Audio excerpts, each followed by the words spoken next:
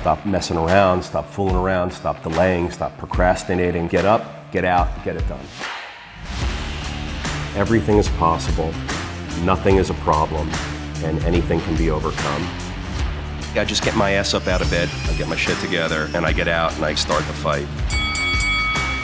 And that will transform you from a mere mortal into a superhuman being. I've never, ever, ever met anybody who told me that they got rich watching their IRA or their 401k.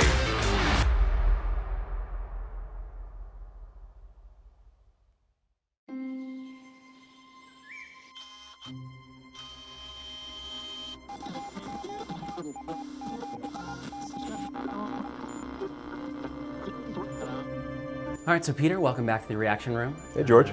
How you doing today? I'm great today. Summer's over.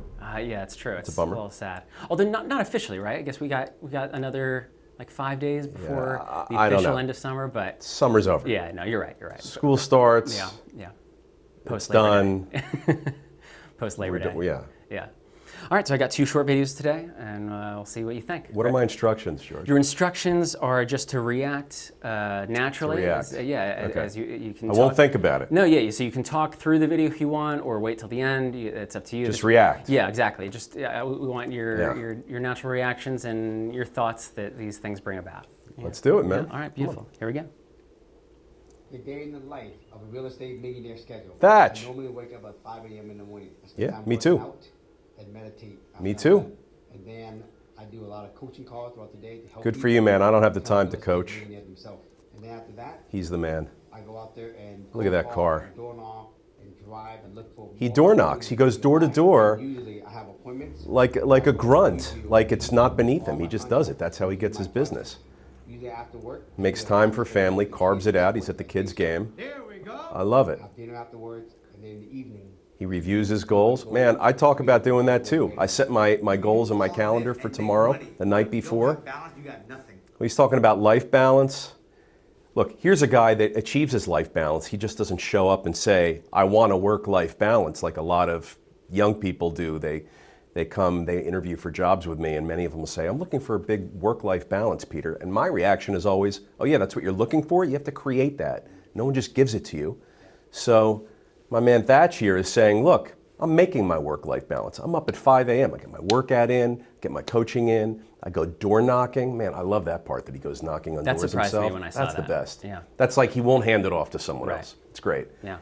And he's at his kids' game. He's at dinner with the family, reviewing goals, setting goals for tomorrow, the upcoming week.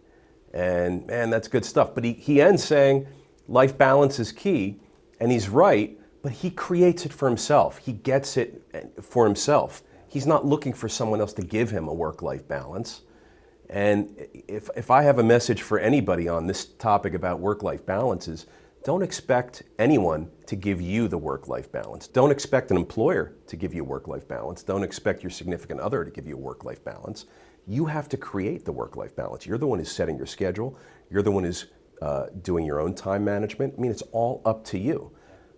So I think that's the message for me is if you want life balance or money or whatever you want, you go out and make it happen. Don't look for it to come from someone else. 100%. Cool. All right, next one. You're killing me. It's Jason on Bob Strat. Yeah. So I know that guitar. Jason's one of my favorites out there. He's great. Oh, you put up an old Strat. Oh. Man, I love the way he plays. I love the way this guitar sounds. George, you know I'm a vintage guitar lover. I do. And I love Jason Isbell, and he's got great guitars in his collection. He's got the Ed King Red Eye Les Paul, 59 burst Les Paul. And he's playing this Stratocaster. It's so great. Man, I love this guy. And he gets great sound. I love everything about Jason Isbell. I love everything about vintage Stratocaster, so the fact that you chose me to react to this video in a business and real estate context, that's a sneaky trick. But thank you for it. I love it. I just, when this video started, I melted away and forgot about that I'm sitting here in a business attire and talking to you and our viewers about business and real estate and investing and success and mindset and all that stuff. that we always talk about. And for these 30 seconds that I was watching this video, it was a departure for me. And so please do more of it. Yeah, absolutely. It's really good. You know, maybe one day the people in my real estate and business life will know this little side thing about me, that I'm a vintage guitar lover and collector and player. And then conversely, maybe the people in my guitar life will know that I'm a real estate and business guy, and there'll be some convergence of the two communities. Sell a guitar too and take some. Well, I don't. You know, there'll just be a convergence of the community. That would be a fun thing for me. But this was a great one. Thank you for putting this one up. My pleasure. It's one of my favorites. Yeah. All right, and then the last one is it's a tweet from our old friend Nick Huber, who a while ago we did some reactions to him. So in this tweet, he says, "For every one person making it big in crypto, cutting edge stuff, there are 99 others wasting time." I was curious what you think of that. Well, he's referring to people who are methodical and have a plan and have a strategy and who stick to it and who are patient, versus people that want to get in with no strategy. They want to trade, they want to time the market, they want to make a fast buck. And that's really what most people are doing. And crypto markets are so young and in their infancy. Of course, it's going to attract all types of investors and people with all sorts of financial and income backgrounds. But the 1% he's referring to are the ones that know that the patient money wins. And look, just like Warren Buffett said, the stock market is a mechanism to transfer wealth from the impatient to the patient.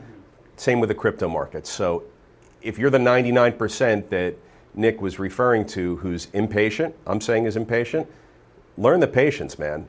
It's a marathon, and you're going to wake up one day in 5-10 years, and if you invest right in the right crypto assets that have real utility and real use in the world and are getting adopted, and you can find out which ones those are quite easily. If you buy those now, hold on to them. I think you'll be okay. I know you'll be okay. But it's these shit coins and these Doge coins and these Shiba Inus and all this other shit that has no utility, no value, no real use. And you know, they show up on these exchanges and people buy and sell and trade them for whatever reason. I don't know, but I don't want to get left holding the bag of a Shiba shitcoin that does nothing and accomplishes nothing. I'd rather hold Bitcoin, Ethereum, Cardano, Hedera Hashgraph, VeChain. I mean, these are the ones, Polygon Matic, Solana. I mean, these have real use and real utility. If they get used, they'll be valuable. If they don't get used, they're not going to be valuable. Yeah, the network effect. Yeah, absolutely. So I think that's what he's talking about. Yeah. Nick, what are you talking about? Am I right? Nick, give us a talk back. Sounds good. All right, should we head to the table? Let's go to the table.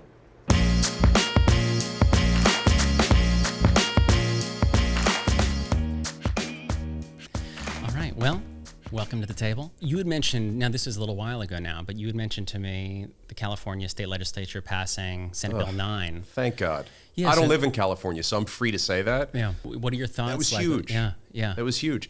My favorite part about this story is that they went and interviewed lots of people in the California government hierarchy, and several of them were quoted as saying, you know, we've tried as long as we could. There's nothing left that we had. We were forced into a corner. We finally had to go with upzoning. Right. You know, like that was always available, but they chose not to do it. Instead, they tried to, I mean, California is one of the heaviest regulated states for housing. So they could have increased the supply by initiating upzoning measures. They never did. Instead, they tried to regulate. I mean, they beat the shit out of the state with regulations. And what happened? Housing prices went up. They never retreated.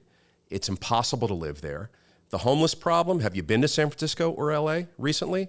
It's fucking bananas. You can't afford anything. Even if you have money, you're like, what? I got to pay $3 million for a 1,700 square foot nothing? Like, you can't live anywhere. You can't afford it. It's horrible. And they finally passed this bill to upzone the entire state. Yeah, no, 9 allows 2 units per parcel and allows subdivision. Right, subject to all these zoning requirements that you have to meet. But yes, it's the resurgence of the mother-daughter apartment or the in-law apartment over the garage. Yeah. So that's coming back now.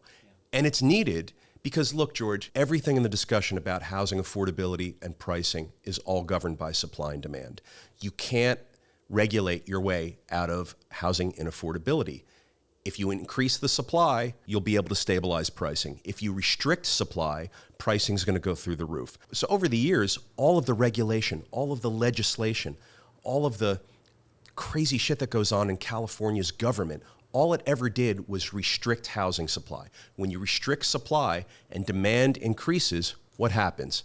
Prices go through the roof.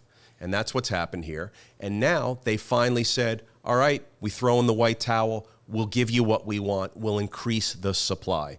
They've never done it before, they're doing it now. They tried to regulate everything forever. When you regulate, you choke the supply. It hasn't been without a lot of criticism and a lot of obstacles. Like a lot of critics fear that this will, quote unquote, change the character. Well, it's going to change. The the NIMBYs have an argument. Yeah. Look, if I lived in a expensive Tony neighborhood and the other houses were going to start building ADUs and in-law units or whatever they're going to build, I'd probably be a little bummed. But look, I don't live in California, so I don't have an interest in my neighbor on my street like putting something up that's going to block my view, or I have to listen to construction for a year or two, or whatever the deal is going to be. But look, I will tell you, generally speaking, it's going to help stabilize the price of housing in the state of California. When you increase supply, you're going to stabilize pricing. I think this is a start. There's more that they're going to need to do.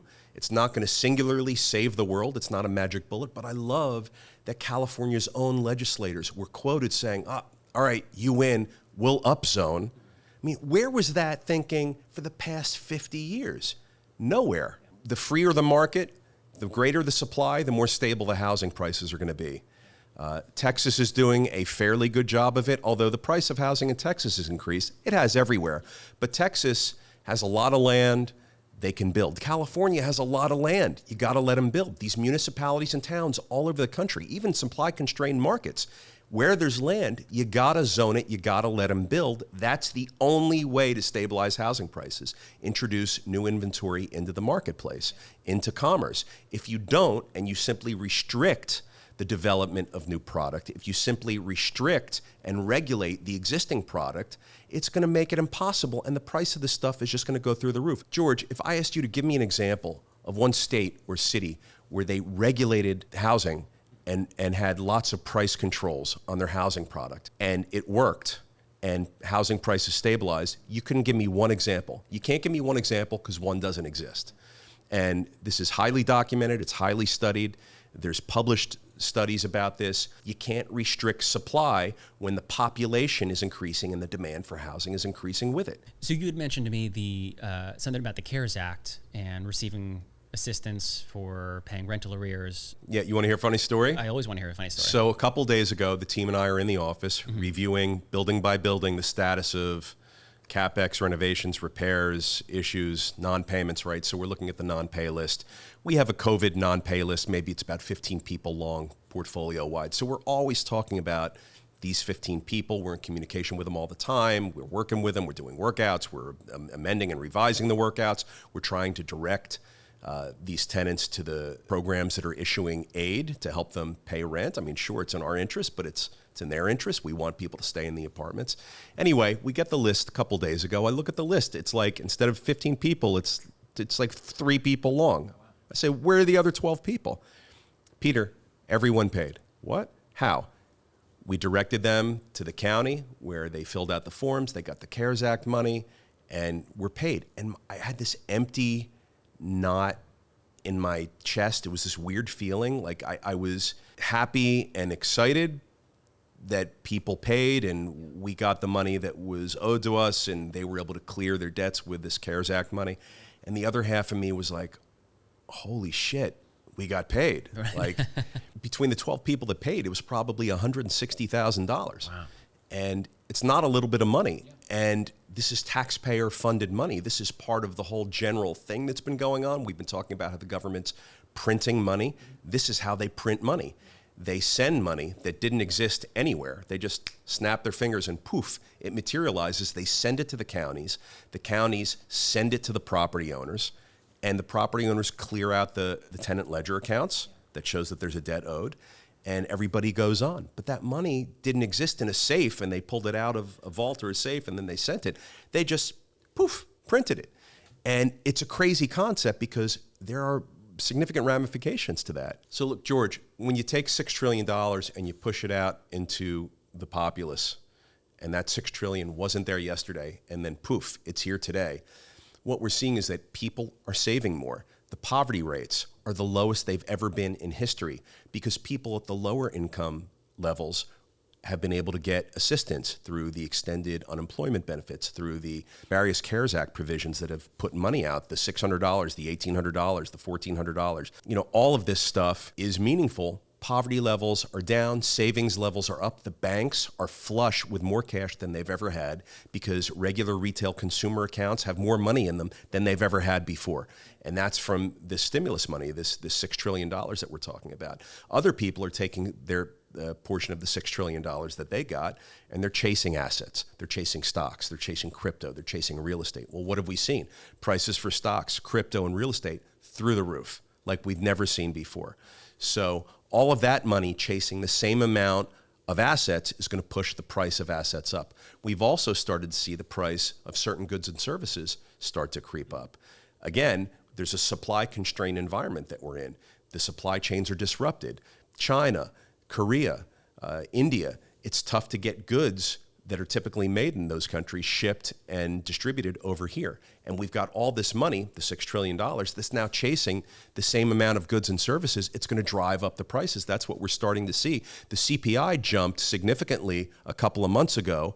It's leveled off now, but we're going to start to see a more consistent rise. Mark my words, let's come back in 6 months or a year and see what happened. But we're going to start to see a consistent rise in CPI and in global inflationary markers throughout all sorts of industries and products and services. $6 trillion, everybody. It wasn't there before. It's there now. It's all chasing the same few places. What are you doing with your $6 trillion? Oh, I even forgot the funny story. I digressed. I felt really conflicted. I was happy to get the money on one hand. I was scared shitless to have gotten the money. I'm like, oh my God, this is where our taxpayer dollars are going. Oh my God, this is the system working, and the money flowed to me. George, I also got a $250 child credit check. Yeah. Look, man, I don't need that $250. You know, I wish there was a way for the government to know that about me and redirect that money to people that could have used it more, or programs that have been better suited to receive it. But any federal legislation, it's difficult because you're using, you know, a hammer to they to wave kill big a fly. wands. It's They wave waving big big wands, and so, you know, in some situations it's great, and then other situations it doesn't fit the situation at all. We sat around the table when we looked at that non-pay list and how instead of 15 people, it was now 3 people because we got $160,000 in. We were all sort of silent. We were looking around. I was looking at everybody. They were looking at me. They weren't sure why I wasn't speaking. I wasn't sure if they knew. It was really bizarre. But we sat there for a good 5 or 7 minutes and just had an oh my God moment. Now that makes sense. And I'm still not sure if it was a good thing. Yeah. You know, there's a part of me. Well, this is all kind of a big experiment, I feel like, at this point. You know, we don't know, we haven't done these kinds of things before, these kinds of financial moves. We haven't. Yeah. And there's a part of me that wonders, is it the right way to go? This is a form of regulating the marketplace. You know, there's a part of me that believes that we just sort of let the cookies crumble how they would have and work the issues out through the system the natural way. Some people would have moved on. Some people would have paid. Some people started working again. Some people didn't. Some people moved in with one another. There's COVID relationships. In one case, we had that. 2 people in separate apartments vacated and moved in together. And that was interesting. But, you know, a free marketplace is typically the healthiest and best marketplace. During COVID, you know, the government printed all this money. I thought the extent of me experiencing the government's printing of money was going to be the $250 check that I got from my child. Right. And then I walk into the office and it's $160,000 paid by 12 tenants across a vast number of buildings. They cleared up a lot of debt, a lot of arrears.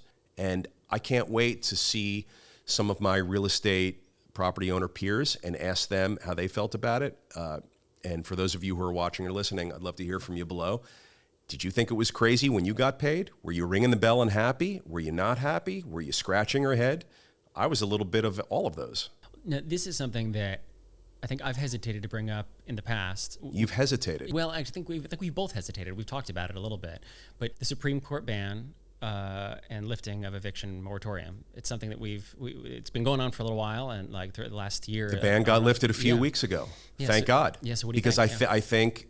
I think that the market has to operate freely. I think that the property owners, the courts, the tenants have to go through the natural motions. It has to happen. You can't just artificially restrict that natural flow from happening. As we just talked about with the CARES Act money, I'm a proponent for free markets. I'm a proponent for low regulation in a business environment, at least in this case, in this business environment, so that the workouts can happen without restriction or imposition, which is unnatural. Anytime you try and impose an unnatural chokehold upon a marketplace, there's major repercussions. So when the eviction ban got lifted, I wasn't happy because I want to see people get evicted from their home. I wasn't happy because I want to see people have stress and problems and scurry to deal with their housing issues. That's not what I'm saying. I was happy that when the ban got lifted, the markets were able to operate in a less restricted or unrestricted manner so that it could all get worked out. We know that there's CARES Act money there that has to flow to the tenants and flow to the landlords to clear up all this debt. That wasn't able to happen. They put out, George, $47 billion in the CARES Act for rent relief, and only $5 billion of it got distributed as of about a month ago. So there's 41 billion that was untapped. People couldn't get to it. It was disorganized. It was inefficient. All of those things prevented vast majority of that money, $41 billion, getting to the tenants, getting to the property owners, clearing the rent debts. And it was a problem. So if you're not taking care of the economy, you're not taking care of anything else. You don't have the resources to take care of anything else. So by lifting the ban, they enabled the economy to get back to business. They enabled these businesses to get back to business when the restrictions before the eviction moratorium got lifted, when the business restrictions got lifted. You got to get back to business. Now we got to get back to business safely and responsibly and with a consciousness that includes everybody in our society, but we got to get back to business. These business restrictions are nuts because it stops people from working, it stops businesses from earning, and then you really got problems. So it's the economy, stupid. Take care of the economy. You're going to take care of 90%, 95% of everything else after that. Sure, health is important. Sure, mental mindset, mental health is critical. It's been a tough couple of years for everybody.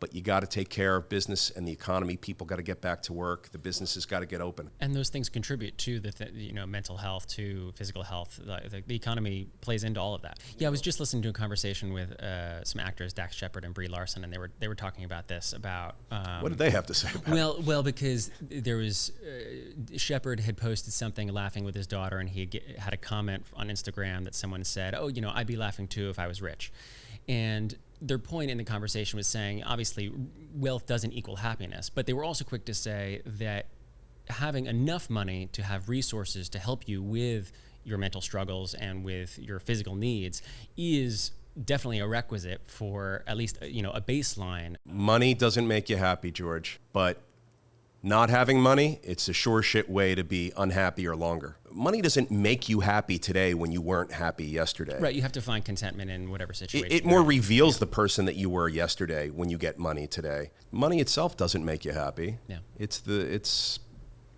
I mean, so Dax Shepard said that? Yeah. And Brie Larson? Brie Larson, yeah. I like her. She's great. Yeah, she's amazing. Well, the thing that's interesting is, you can have all these conversations and end it almost entirely with, it's all about balance. You could say that about everything. And I think with money, it is that way, where you need to be responsible and pursue economic wealth for the good of you and the good of your family. But if that's the only thing that you're pursuing is currency and not the things that it purchases, you'll be a little empty. Yeah. But we need money, George. We need money to pay for healthcare. We need money to pay for school. We need money to pay for food. I think most people would agree that they'd be a little happier and a little better off if they had a little bit more money. So I encourage everybody, what are the ways that you can find more money? Go get more money. It's out there. There's $6 trillion out there. Yeah, so go get it. Go get some. Yeah. Take the Lord out of landlord. What does that mean? What does that mean for you? Why do you like this so much? There's something, it just rings. I think I'm an alliteration junkie. So I think Lord, landlord, I love it. So Yeah, let me know. What does that Take mean? the Lord out of land. Well, now more than ever in today's world, charging money for housing is a controversial topic. Yeah, absolutely. And it was before. The history of the landlord-tenant relationship, controversial, tense, stressed, right? The landlord and the tenant have never really seen eye to eye. As the tenant, I have to pay you money in order to put a roof over my head and my kid's head. And that's a pain in the ass. And when I don't, I get eviction papers. And when I don't, I get phone calls from the office wanting to collect. That's the reality of the world we live in. You know what's happening more now than ever before? People from all different income levels, people from all different backgrounds are getting into not only home ownership, but rental home ownership, rental property ownership. And I'm seeing it every day. It's incredible.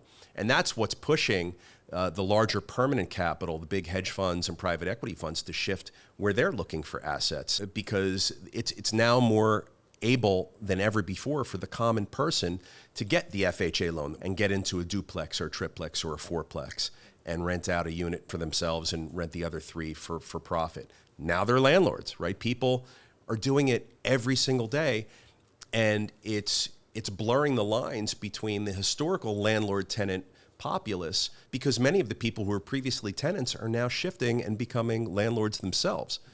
And it's an incredible thing to see in society and in business. I think that's one of the major forces that's behind, I think, taking lord out of landlord, because just that's such an historical term, landlord. Yeah, I mean, it's very different from your kind of vision of your role in real estate, I feel like, which is you talk a lot about service and providing service. People. It's a people business. Yeah. And so I'm all for taking the Lord out of landlord, metaphorically speaking, because I think it brings us all together rather than divides us. I think the word landlord is a divisive term. Lord anything. It's like, I don't know. It sounds like Who's Your Daddy or something. It's a little weird in a business context. I don't call the people at the restaurant food lord, and I don't call the people at the Nike store shoe lord. So why are people calling me landlord? So I'm all for taking lord out of landlord, and I've always preferred the term property owner. I use it in my office. I use it in my emails, communications, all of my business dealings. I've tried to always use the word property owner instead of landlord. I think it's a more approachable phrase, and I think it's a more accurate phrase. And more I representative. own the property. And with what's happening out there today with young people, old people, I'm seeing it every day, where they're selling their single-family house and they're buying a duplex or a fourplex and they're renting out the other units while they live in one themselves. It's an amazing thing. And millions of people are doing this. And it's not so cut and dry anymore where there's tenants and landlords. And I think it's a good thing for us. It's a uniting concept, taking the Lord out of landlord. I feel like the last time we were all united as a country was 9/11. Here we are in September. So 9/11, I think, was the last time I felt like our country, the people in our country were really united over one thing and being together and coming together. Since then, there's been nothing but division. And recently, there's been nothing but division. Pandemic, pre-pandemic, now. Everywhere I look, it's divisive and division everywhere. So let's take the Lord out of landlord. I think it bring us all together. Love it. This is something we talked about our very first episode. Now we're in a new space, we're new lights, new cameras, all this stuff. And get up, get out, and get it done is, I think, maybe the first thing we talked about on our first episode. I want to revisit it and see, does that still resonate with you in the same way that it did then? Still. Yeah. It's part of my DNA, man. Yeah. You got to get up, you got to get out, you got to get it done. There's two kinds of people that make excuses and people that get up and get out and get it done. And success comes from getting up and getting out and getting it done. Success doesn't come from making excuses. Achieving your goals doesn't come from delivering excuses. It comes from delivering results. And it's a very fine line. And people need to figure out how to throw the light switch and deliver action and results rather than excuses. What do you want to do? Do you want to be someone that's known as an excuse person? I know these people. They're not great people. I avoid them.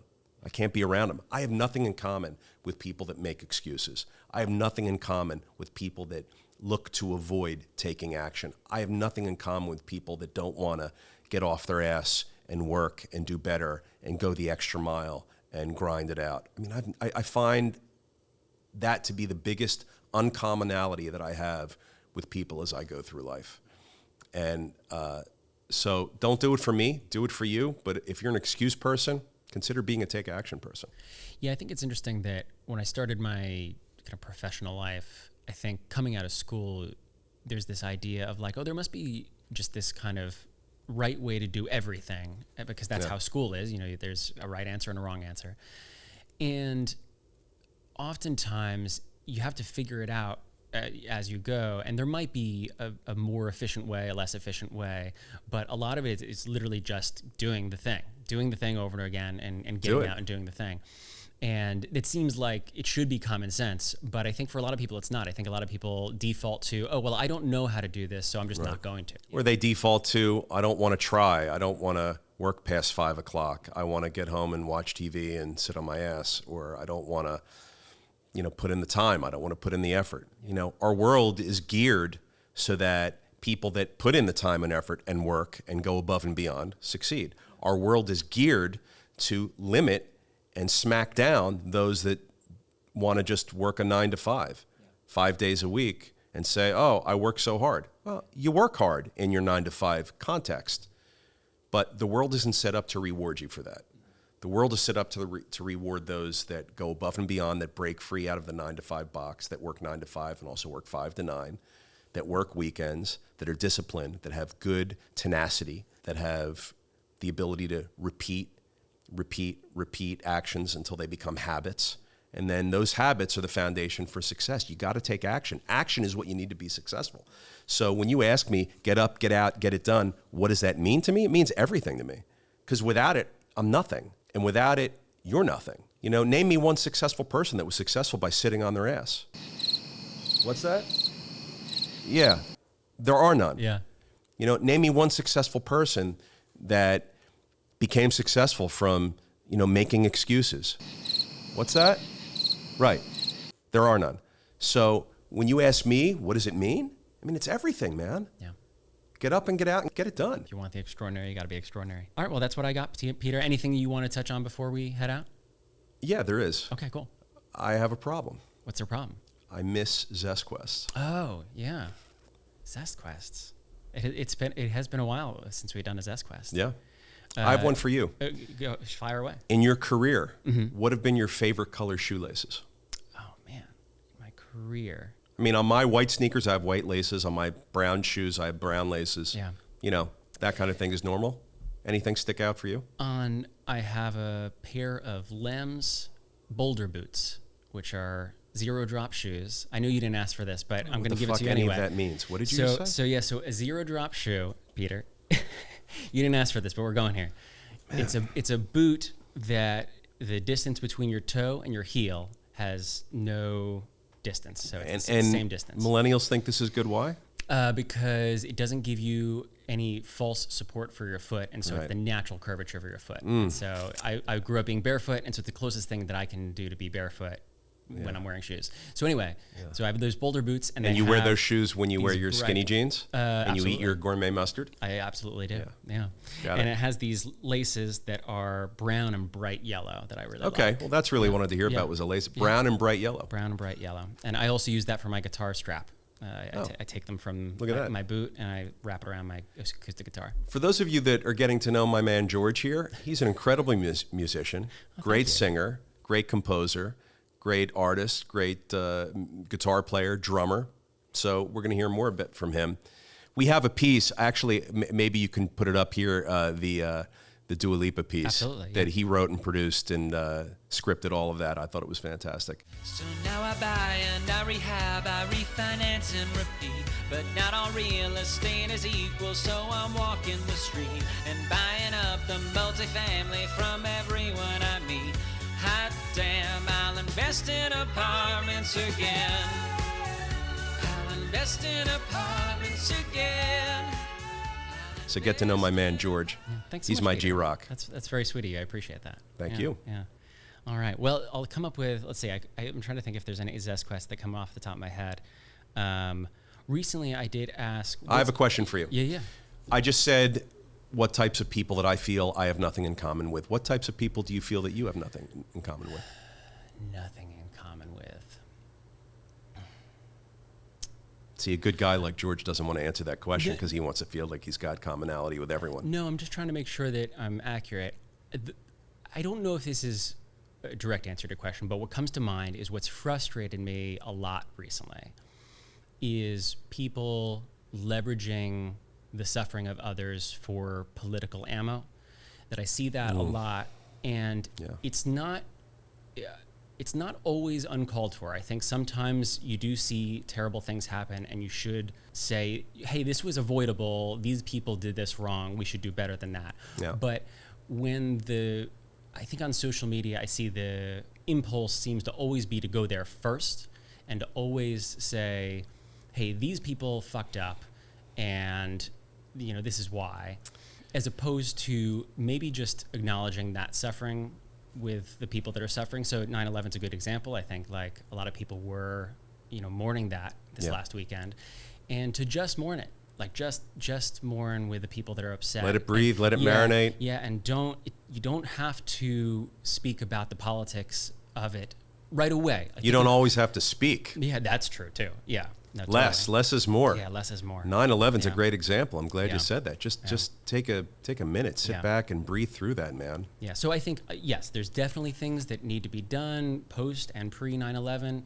but when people are mourning, I feel like let them mourn and seek solidarity first rather than the political ammo. So I think that's who I feel the most contention with right now is people who are doing that.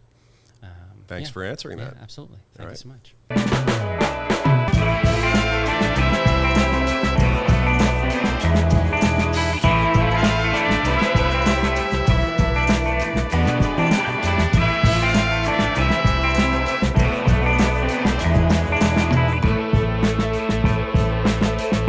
Welcome to Q&A, Peter.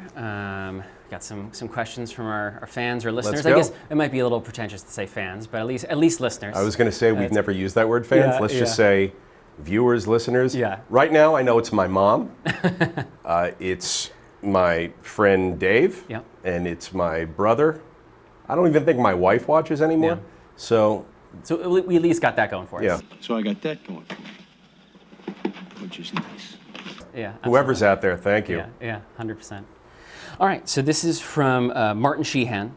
He goes... Martin Sheen. Yeah. One of my favorite actors. It's great. We'll have to get him on the podcast sometime. Yeah. That would be really interesting. Yeah. He goes, hey, Peter, been following for a while. Thanks for the great content. Yeah. I've heard you talk about FHA loans as a way to start breaking into real estate. Can you talk a little bit about how an FHA loan works, how to use it, how to qualify? Thanks. So Martin, from a lender's perspective, there's two different categories of multifamily assets based on size. So 1 to 4 units and then 5 units and up. Martin, I operate in 5 units and up, so I don't really have the FHA as part of my lender pool. I typically go to local and regional banks as well as Freddie Mac and Fannie Mae.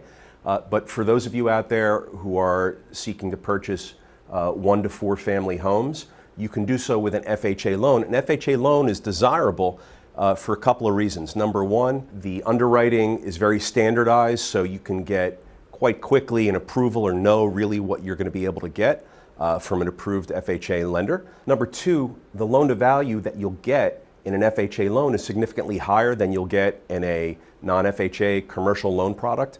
So for me, I'll get 70 or 75% LTV, but for an FHA borrower, you'll get 95, 96, 97% LTV to purchase your 1 to 4 family home.